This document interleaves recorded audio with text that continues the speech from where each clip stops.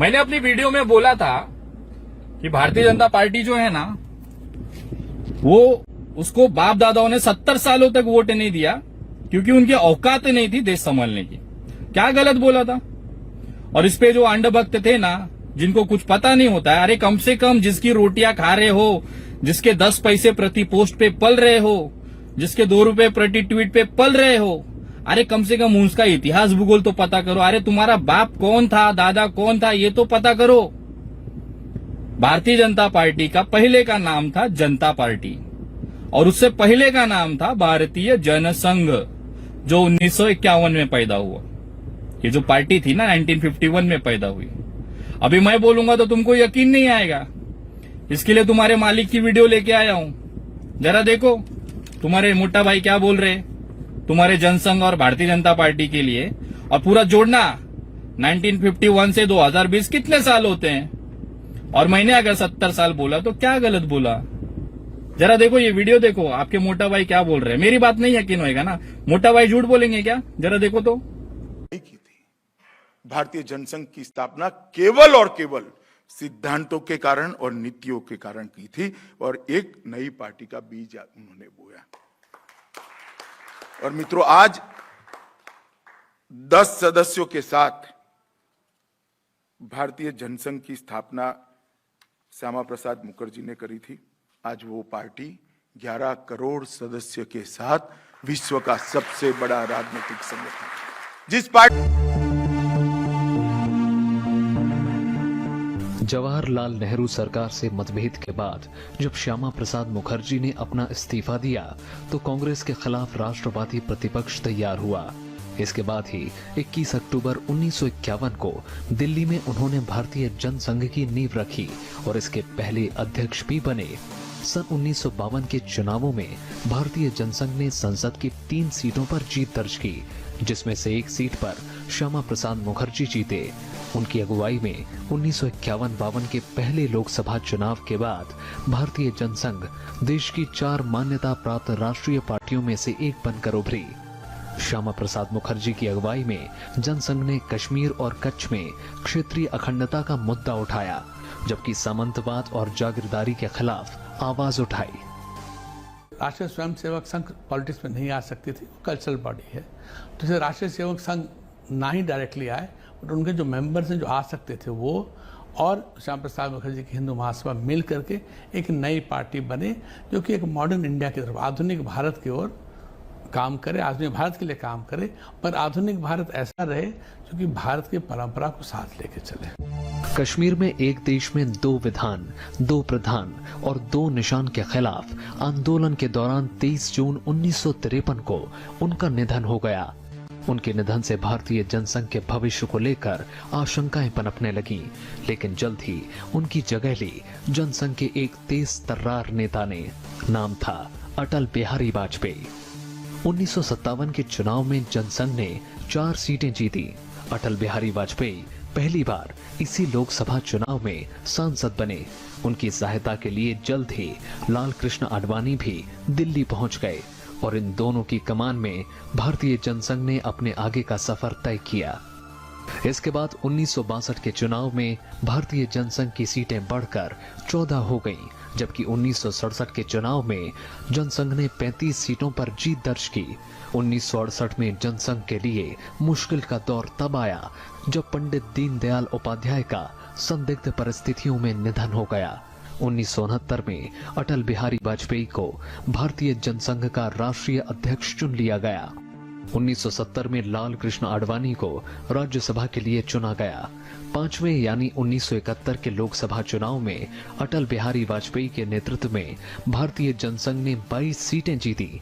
1973 में लाल कृष्ण आडवाणी को भारतीय जनसंघ का अध्यक्ष चुन लिया गया। 1975 को जन नेता जयप्रकाश नारायण ने भारतीय जनसंघ और दूसरे दलों के साथ मिलकर तत्कालीन इंदिरा गांधी सरकार के खिलाफ बड़ा आंदोलन किया। 1975 में इंदिरा गांधी सरकार ने देश में आपातकाल लागू कर दिया और बड़ी संख्या में जनसंघ के कार्यकर्ताओं और नेताओं को जेल में डाल दिया गया। लेकिन जन दबाव में जब 1977 में दोबारा चुनाव हुए तो कांग्रेस की बुरी हार हुई और भारतीय जनसंघ और भारतीय लोकदल, कांग्रेस और समाजवादी पार्टी के विलय से जनता पार्टी का निर्माण किया गया, जिसने 295 सीटें जीती। इस सरकार में अटल बिहारी वाजपेयी को विदेश मंत्री और लाल कृष्ण आडवाणी को सूचना और प्रसारण मंत्री बनाया गया, लेकिन जनता पार्टी के आंतरिक मतभेदों के कारण 1979 में जनता पार्टी सरकार गिर गई।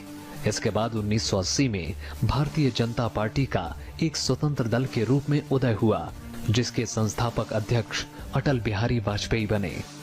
बीजेपी ने 1984 के चुनाव में महज 2 सीटें जीती, लेकिन 1979 के चुनाव में बीजेपी की सीटें बढ़कर ओ हो, आजकल तो मोटा भाई भी अंडभक्तों की लेने लगे। हाँ, तो किधर थे वो 40 साल वाले भारतीय जनता पार्टी के लोग? देखो रे, प्रूफ के साथ तुम्हारा इतिहास तुम्हारे मुंह पे मार रहा हूं। आगे से ध्यान रखो, किसी ना विनय दुबे जैसे सनकी से जाना नहीं, पूरा स्टडी करके बात करता। तुम्हारे जैसा फेंकने में आगे नहीं हूं मैं। फेंकने से याद आया, मैं भी सोच रहा हूं ना, एक 50 लाख करोड़ रुपए के पैकेज की घोषणा कर देता हूं। क्या है ना, माना अंधेरा घना है, फेंकना कहां मना है। ठीक है कि ज्यादा फेंकू? जितने भी लोगों ने मुझे कमेंट किया था ना मेरे फेसबुक पेज पे, वो सारे स्क्रीनशॉट मार के मैंने आईटी सेल को ही फॉरवर्ड कर दिया कि भाई देखो तुम्हारे अंडभक्त क्या कह रहे हैं। अरे कम से कम ट्रेनिंग तो अच्छे दो, 10 पैसा प्रति पोस्ट देते हो, कम से कम अपने बच्चों को ट्रेनिंग तो दो। उनको खुद को ये पता नहीं है कि उनकी पार्टी कब पैदा हुई। कमाल है ना। और ये दुनिया को घूम घूम के देश का इतिहास, धर्म का इतिहास बताते हैं। अरे झंडू, एक बात बताओ रे, तुम लोग जिस तरह से बोलते हो विनय दुबे हिंदू विरोधी है, भारतीय जनता पार्टी का विरोध करना मतलब हिंदू का विरोध नहीं होता है, और बीजेपी का विरोध करना मतलब हिंदुत्व विरोधी हो ऐसा नहीं होता है। ये मैं बोलूंगा तो बुरा लगेगा। लाया हूं तुम्हारे लिए गिफ्ट डायरेक्ट आरएसएस से। जरा सुनो, आरएसएस के हमारे माननीय जोशी जी जो महासचिव है वो क्या कह रहे हैं। आज तुम लोग मुंह के बल गिरोगे रे अंडभक्त। तो आज तुम्हारी तबियत से तुम्हारी बात तुम्हारे मुंह पे ही मारूंगा। मैं तो कुछ बोल ही नहीं रहा हूं। भारतीय जनता पार्टी का विरोध करना मतलब हिंदुत्व का विरोध या हिंदू का विरोध है, ऐसा नहीं है। ये मैं नहीं बोल रहा हूं, ये आपके आरएसएस जिन्होंने भारतीय जनता पार्टी को आज इस लेवल पे लाया है उस संगठन खुद कह रही है। सुनिए जरा। भैयाजी जोशी ने हिंदू समुदाय को लेकर भी बड़ा बयान दिया है। रविवार को उन्होंने कहा कि हिंदू समुदाय का मतलब बीजेपी नहीं है। उन्होंने कहा कि बीजेपी का विरोध करना हिंदुओं का विरोध करना नहीं है। भैयाजी जोशी ने कहा कि राजनीतिक लड़ाई चलती रहेगी, लेकिन उसे हिंदुओं से नहीं जोड़ना चाहिए। तो 2 बड़े बयान, एक कल उन्होंने बयान दिया था और आज संस्कृत को लेकर उन्होंने बयान दिया है कि संस्कृत स्कूलों में अनिवार्य कर देनी चाहिए अगर भारत को समझना है। तो दूसरा हिंदुत्व पर संघ का ये नया विचार सामने आया है।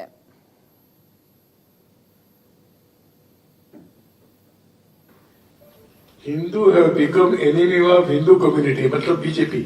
हिंदू कम्युनिटी मतलब बीजेपी नहीं है, इसको पहले हम ध्यान दें। भाजपा का विरोध करने मतलब हिंदू का विरोध है, ऐसा नहीं मानना चाहिए। तो राजनीतिक लड़ाई चलती रहती है, उसको इसके साथ जोड़ के नहीं देखना चाहिए। अभी जिनको लगता था ना विनय दुबे हिंदू विरोधी है, साबित करो रे। मैं ऐसा क्या कर दिया जो हिंदू विरोधी हो गया? मैं सिर्फ भाजपा विरोधी हूं, कट्टर हूं भी। और भाजपा का मतलब हिंदू धर्म नहीं है, ये मैं नहीं बोल रहा। पिछले वीडियो में देखा ना आरएसएस के जोशी जी क्या कह के गए, और तुम लोग तो उनके भी नहीं हुए रे। एक्चुअली तुम लोग का प्रॉब्लम क्या है ना, तुमको हिंदुत्व का डेफिनेशन ही नहीं पता है। हिंदुत्व कहते किसको हो यही नहीं पता है। मैं विनय दुबे ना कट्टर हिंदुत्व पे चलता हूं, कट्टर हिंदुत्व पे। और हिंदू राष्ट्र के लिए मैं सबसे पहले आरएसएस की जो विचारधारा है उसको मैं सलाम करता हूं, क्योंकि जो उन्होंने बताया तुम लोग तो उनके भी नहीं हुए रे अंडभक्तों। तुम काय के देशभक्ति और हिंदुत्व का मुखौटा लेके घूमने वाले रे। तुमको तो खुद को नहीं पता हिंदुत्व होता क्या है। मोहन भागवत जी हिंदुत्व का मतलब समझा रहे हैं, जरा देखो। और मैं उसको फॉलो करता हूं, और क्या अंडभक्त फॉलो करते। जरा आप पूरी दुनिया ये वीडियो देखिए, और समझे बात को कि हिंदुत्व कहते किसको है। और इस बंधुभाव के लिए एक ही आधार है, विविधता में एकता। वो विचार देने वाली हमारी चलती आई हुई विचारधारा है, उसको दुनिया हिंदुत्व कहती है। इसलिए हम कहते हैं कि हमारा हिंदू राष्ट्र है। हिंदू राष्ट्र है इसका मतलब इसमें मुसलमान नहीं चाहिए, ऐसा बिल्कुल नहीं होता। जिस दिन ये कहा जाएगा कि यहां मुसलमान नहीं चाहिए, उस दिन वो हिंदुत्व नहीं रहेगा। वो तो विश्व कुटुंब की बात करता है। जिस दिन हम कहेंगे कि केवल वेद चलेंगे, बौद्ध मत नहीं चलेगा, वो वेदों को नहीं मानता, वो हिंदुत्व नहीं रहेगा। क्योंकि जिस देश में या बिना मुसलमानों के आप हिंदुत्व की कल्पना ही नहीं कर सकते हो। मोहन भागवत जी कह रहे हैं, अभी यही मैं बोलता तो विनय दुबे मुल्ले की औलाद हो जाता, देशद्रोही हो जाता। अरे भाई, जो भागवत जी कह रहे हैं, जो आरएसएस कह रहा है, वही तो मैं कह रहा हूं। गलत क्या है? अगर मैं मुल्ला देशद्रोही हो गया तो ये क्या है? अरे तुम लोग खुद का पहले तय करो रे, तुमको करना क्या है। और दूसरा, इस देश के अंदर आपको मोदी जी से ज्यादा बेहतर हिंदुत्व कोई नहीं समझा सकता। मैं समझता हूं आरएसएस की बात नहीं मानोगे आप, लेकिन मोदी जी की तो मानोगे ना। देखो मोदी जी क्या बोल रहे हैं, तुम्हारे को हिंदुत्व का डेफिनेशन बता रहे हैं और तुम लोग मोदी जी के भी बोलने पे नहीं चल रहे हो। जरा देखो मोदी जी क्या बोल रहे हैं। ये आप क्या हिंदुत्व क्या चीज है, मुझे समझना है। मैं समझना चाहता हूँ। Advani ji, for example, spoke about the Ram Mandir. Ram मंदिर एक कार्यक्रम है कि हिंदुत्व है? It is part क्योंकि of हिंदुत्व it. It ये is part of मैं बताता हूँ हिंदुत्व क्या है। हिंदुत्व ये कहता है सर्वधर्म समभाव। इस देश में कौन है जो इसका विरोध करेगा? हिंदुत्व कहता है एकम सत विप्राह बहुधा वदंती। सत्य एक है, अलग अलग लोग उसको अलग अलग रूप से कहते हैं, चाहे वो कुरान को मानते होंगे, गीता को मानते होंगे, महाभारत को मानते होंगे, रामायण को मानते होंगे। किसको इसका विरोध है? अगर कोई हिंदुत्व कहता है सर्वे अपि सुखिनः सन्तु सर्वे सन्तु निरामया सर्वे भद्राणि पश्यन्तु मां कश्चित् दुर्भाग् भवेत्, सबको सुख हो, सबको अच्छा आरोग्य हो, सबको शिक्षा दीक्षा हो, ये हिंदुत्व कहता है कोई इस देश में जो इसका विरोध करे? You talk about vibrant. अब आप बताओ रे अंडभक्तों, तुम ना आरएसएस के हुए ना भाजपा के हुए, तुम तो अलग ही चल रहे हो। और तुम हमको बताएंगे देशद्रोह क्या होता है, देशभक्ति क्या होता है, हिंदू धर्म क्या होता है, हिंदुत्व क्या होता है। अरे पहले ठीक से ट्रेनिंग लो तुम लोग बोलते क्या उसका मतलब तुमको नहीं पता है, और तुम हम हिंदुत्व पे ज्ञान दोगे मुझे, विनय दुबे को। अरे एक बात बताओ रे, मैं अगर बोलता हूं कि इस देश के मुसलमानों की तरफ आप उनको परेशान करने की तो दूर की बात है, उनके ऊपर उंगली उठा के देखो, विनय दुबे सबसे आगे खड़ा रहेगा उनके सामने, क्योंकि मेरे अंदर हिंदुत्व है। हिंदुत्व कहता है वासुदेव कुटुंबकम, सारे अपने हैं, सारे धर्म के लोग अपने हैं। अगर ये चीज मैं कहता हूं तो आपको बुरा लगता है, लेकिन मैं मानता हूं एक बात को कि भारतीय जनता पार्टी के अंदर ना एक मर्द अभी भी जिंदा है, जो सीना ठोक के ना आपकी बात आपके मुंह पे बोलता है। भले वो दुनिया के भारतीय जनता पार्टी के लिए बुरा लगे, लेकिन देश में आज भी उनका एक अलग सम्मान है, और वो सम्मान ना वो मोदी जी और अमित शाह और बाकी जो उनके चेले चपाटे हैं ना, उनसे बहुत ऊपर है।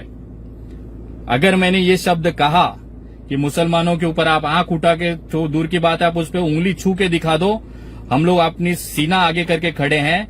ये बात भारतीय जनता पार्टी में कहने वाला केवल एक मर्द इंसान है, वो है राजनाथ सिंह।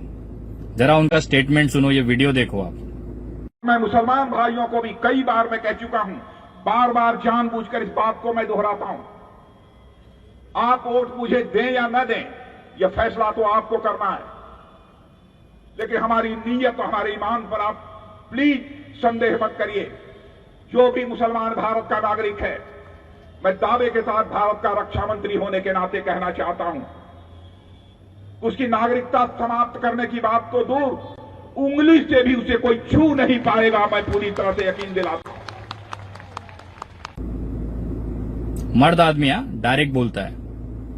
और हम अभी यही चीज मैं बोला थोड़ी देर पहले, तो मैं मुल्ले की औलाद हो जाता हूं, देशद्रोही हो जाता हूं। लेकिन भारतीय जनता पार्टी के इनके नेता ही इनके मुंह पे पेशाब करे, वो अमृत, वो चरणामृत, उसको मस्त बोतल भर भर के पिएंगे, है ना। मतलब खुद का बाप करे तो बाप, दूसरे का बाप करे तो नाजायज बाप। कड़क ना बेटा, यही तुम्हारी असली औकात है। आज का वीडियो लेने का मतलब यही था।